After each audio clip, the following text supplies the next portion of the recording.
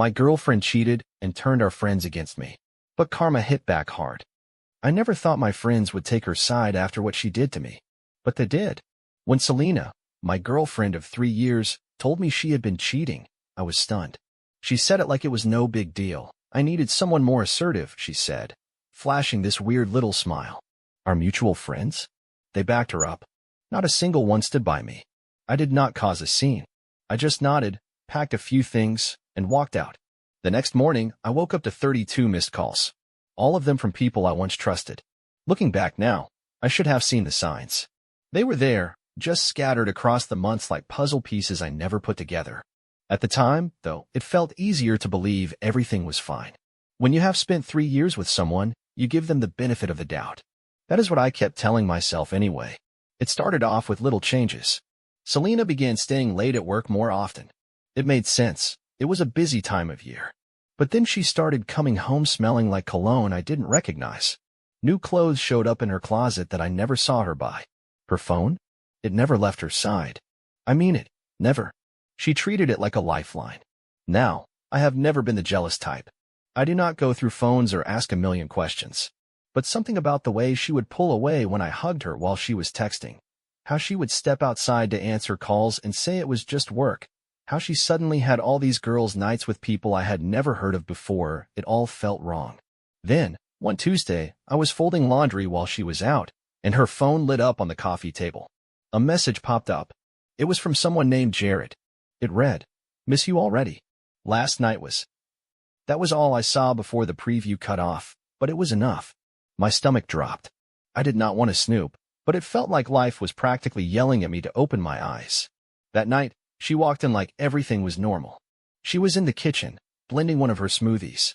The noise of the blender filled the room. I leaned against the doorframe and just watched her for a second. When the blender stopped, I asked, "Who's Jared?" She froze. Not for long, just a second. Then she smiled. But it was not her usual smile. It was colder. Cruel. "I was wondering when you'd finally figure it out," she said, sipping from her glass. "Jared's my supervisor. We've been seeing each other for about 2 months now." Just like that. No shame. No regret. Just a casual confession like she was proud of it. "I needed someone more decisive," she said with a grin. "Someone who knows what he wants and goes after it. Not someone who wastes weekends playing board games with Gareth or rewatching old movies." I just stood there, stunned. That is how she saw me after all this time? Like some weak joke? And then it hit me, not anger, not yet, but something clearer. I asked her, "Does Clarissa know?" Clarissa was the friend who introduced us. Selena laughed. "Oh, she's known for weeks. Most of our friends do. They get it. Jared can give me a real future, not just dreams and excuses." That cut deeper than the cheating. These were people I had spent birthdays with, holidays, dinners. They knew? And said nothing? I pulled out my phone and messaged Gareth and Clarissa in our group chat. "Is this true?" "You all knew." Gareth replied right away. "Eldon, you are a good guy, but Selena deserves someone more established. Do not take it personally." Clarissa chimed in. "We didn't want to hurt you. But maybe this is the wake-up call you need." I looked up from my phone. Selena was staring at me, expecting a meltdown. She was waiting for me to blow up so she could tell everyone how I lost it. Immature Eldon, making a scene. But I did not give her that satisfaction. I smiled. A real smile. One that wiped the smirk off her face. I walked to the bedroom, grabbed my overnight bag, which I always kept packed for weekend trips, and got my laptop and keys. As I walked through the kitchen, she asked, "Where are you going?" "Out," I said calmly. "And Selena, keep the apartment. Jared can help with the rent." She started to say something, but I was already shutting the door behind me. My phone buzzed nonstop on the drive, messages from those so-called friends trying to explain themselves. I turned the phone off, and for the first time in months, I felt relief. Losing everything showed me what I never really had. I did not know where I was going, but I knew I was finally headed in the right direction. I didn't RSVP. Just showed up, clean-shaven, shirt pressed. First time in weeks I wore something that didn't smell like motel detergent. The ballroom was packed. Coworkers, board members, spouses, all mingling under soft lights while waiters floated by with trays of drinks and fancy appetizers. I spotted Selena before she saw me. She was in the middle of a group, laughing, glass in hand, comfortable, confident. Like she'd finally become the version of herself she always wanted folks to believe in. Then her eyes met mine, and she froze. I saw her scanning the room, probably looking for Jared. Her face went from pale to panicked real fast. Gareth noticed me next. He stumbled over, already halfway drunk. "You've got some nerve showing up here, man," he slurred. "I was invited," I told him. "By who?" Right then, Mrs. Weller walked in. Gareth stepped back. But the bigger surprise? Gemma. She was one of the quiet ones from my department. Always kept to herself. We'd barely talked before. But now she stepped right up beside me. "Good to see you here," she said. Before I could ask what she meant, she reached into her purse and handed me a flash drive. "What is it?" "Proof," she said. "Screenshots. Group chats." Selena bragging, planning her little story, laughing about how easy it was to turn everyone against me. I was stunned. "Why didn't you say anything before?" She shrugged. "People only listen when the timing's right." Things moved fast after that. Mrs. Weller took the stage, tapped the mic. The room quieted. A projector fired up behind her. At first, it looked like another boring end-of-year slideshow. But it wasn't bar graphs or charts. It was texts, photos, credit card records, timestamped door entries. At first, folks chuckled, thinking it was some kind of joke. But then it clicked. Selena tried to rush the screen, tried to stop it, but it was too late. Mrs. Weller stepped aside. "If anyone still has questions," she said, "I'll be outside." But I think the facts speak for themselves. The room shifted. Whispers started. Phones came out. People backed away from Selena like she was contagious. Then came the final blow. Jacob, another one of the so-called friends, pulled out his phone and played a video.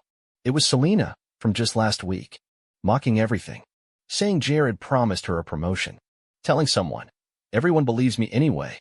That's when she snapped. "You think you're clever?" She screamed at me. "You and that bitter woman trying to destroy everything I built. Jared and I love each other. He's leaving her for me." Silence. Mrs. Weller didn't flinch. She just reached into her coat, pulled out a folder, and held it up. "Divorce papers," she said. "Signed and filed this morning." Selena crumbled. Not loud. Not dramatic. Just quiet and slow. Jared disappeared behind a door. Gareth and Clarissa couldn't even look at me. And me? I didn't say a word. Didn't need to. That night, back at the lodge, Milton handed me a slice of pie. Heard it was quite the show downtown. I just smiled. "Something like that." He nodded. "Feels good, huh? Seeing people for who they really are." It did. But more than that, it felt like release. The next morning, my phone buzzed. Not threats. Not pity. Apologies. Regrets. "We were wrong. We didn't know. I'm sorry." Even Markel messaged me, the guy who vanished when this all started. "Been following the story," he wrote. "Glad someone finally stood up." I didn't rush to post anything. Didn't explain. Didn't try to win anyone over. Truth don't need a campaign. It just needs light and time. By Monday, Jared and Selena were out. Fired. The board acted fast once the full picture came in, from Mrs. Weller, from Gemma, from others who'd had enough. And that wasn't all. Mrs. Weller had more falsified expenses, shady emails, rigged performance reviews. Turns out, this had been going on for years. And they weren't just hurting me. They tanked others too, people who quit, people who gave up. Now, folks were coming forward. Former interns, assistants, staff, people who had been scared to speak until someone finally did. What started as a cheating scandal, it grew into a full-blown corporate reckoning. Selena tried to spin the story again, posted a video, crying, blaming Jared. But Juliana, her old friend, the same one who warned me, had had enough. She dropped screenshots, conversations. Selena bragging, mocking, manipulating. One message read, "Even if this goes south, I've got insurance." And she tried to use it. About a week later, she showed up at the motel again. Middle of the afternoon. Milton called me at work. "She's back," he said, causing a bit of a stir. I found her sitting on the hood of my car, the same one we used to take weekend trips in. Mascara running. Hollow eyes. In her hands, a manila envelope. "I have everything," she said. "Every secret. Every mistake. Jared. Clarissa. Juliana. All of them." She waved it like a threat. "If you don't help me stop this, I'll release it all." I looked at her. Calm. "You still don't get it," I said. "This isn't about stopping anything. It's about letting the truth breathe." She clutched the envelope tighter. "I'll ruin them." I walked over, flipped through the pages, then handed it right back to her. "Go ahead. Burn every bridge you got left." Just make sure you understand, it ain't saving you. It's just making the fall longer. She froze, trembled. Then, suddenly it ripped it all to pieces right there in the parking lot. Someone caught it on video. It went viral in hours. Caption read, "When the mask slips." By the end of the week, Mrs. Weller's divorce was final. She came out clean, and with everything, the house, the cars, even Jared's retirement fund, now frozen to pay settlements. Jared's name? Ruined. No job offers. LinkedIn deleted. Selena? She moved back to Pennsylvania. Deleted all her socials. Tried to spin her story on fringe sites, but it never stuck. The friends who backed her, Clarissa, Gareth, Jacob, they all took hits. Screenshots don't lie. Jacob even sent me a long apology. I replied with one thing, a screenshot where he wrote, "She deserves better than Eldon anyway." He blocked me. Clarissa tried to stay neutral. But when the foundation crumbles, the fence sitters fall too. As for me, I moved out of the motel. Got a small promotion. Nothing big, but enough to show me that not everyone believed the noise. And I've been seeing someone. Her name's Leona.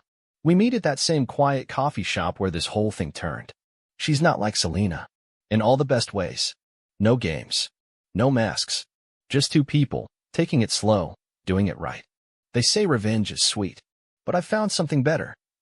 Living well. Truly well. It's quiet. Richer. And watching people dismantle their own house of cards? That's just the echo in the background.